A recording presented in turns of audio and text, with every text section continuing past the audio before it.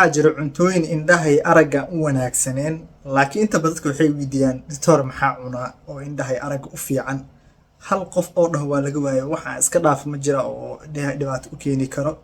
Marka dadka maxaa cunaa mar walba idhahayo waa u sheegaa cuntada. Marka waxaan dhahaa waxaa cuni kartiin horta cuna kadib markaa ka daashiin cuntada kadib waxaa iska dhaafi karaa markay gaartaa ay ku fiicnaato muuqaalka inaan soo geliyo laakiin hal qof lagama hayo.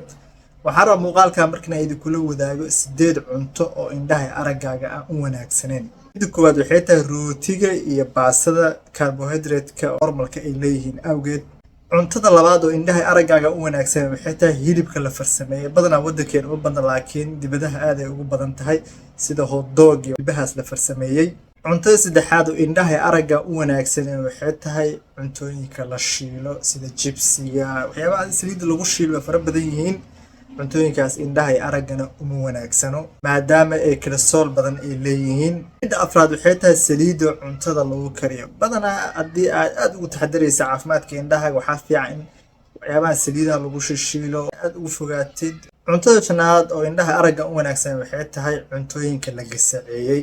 Mar qaar waxaa arkaysaa xataa digirta caadiga oo la gasaceeyay dad aad u jecel. Digirta caadiga oo heli kartaa ima keenso karso biyo ku sameyso waayo cuntooyinka la gasaceeyay aad mar walba aad u jeceshahay isticmaasho sababtoo ah indhaha aragga uma wanaagsano. Midda lixaad waxay tahay indhaha aragga u wanaagsan cabitaanada macaanka sida Coca-Cola-da, Fanta-da, waxyaabaha aashtada leh oo badanaa aad sokor badan leh caafimaadka indhaha aragga uma wanaagsano. Cuntada toddobaad oo indhaha aragga u wanaagsan waxay tahay qaar ka mid ah kalluunka. Waxaa arkaysa dad badan oo waxaa jiro maado macdan ah oo mercury leh oo kalluumada qaar ay ku badan yihiin oo haddii aad cunto sun ah oo indhaha aragga sun u leh.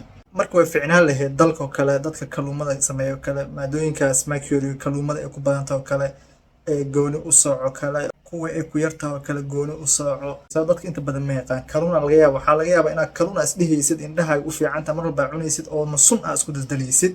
Midda sideedaad ugu dambaysan waxay tahay kafeega iyo shaaha iyo shukulaatada haddii xad dhaaf ah cuntid oo tankil raba ka badisid waxay keenaysaa in barasharka indhahaaga sare u kaco oo dhibaato indhahaaga ay soo gaarsiiso. 8daas cunto oo aan kula wadaagay midkee adiga isticmaashaa.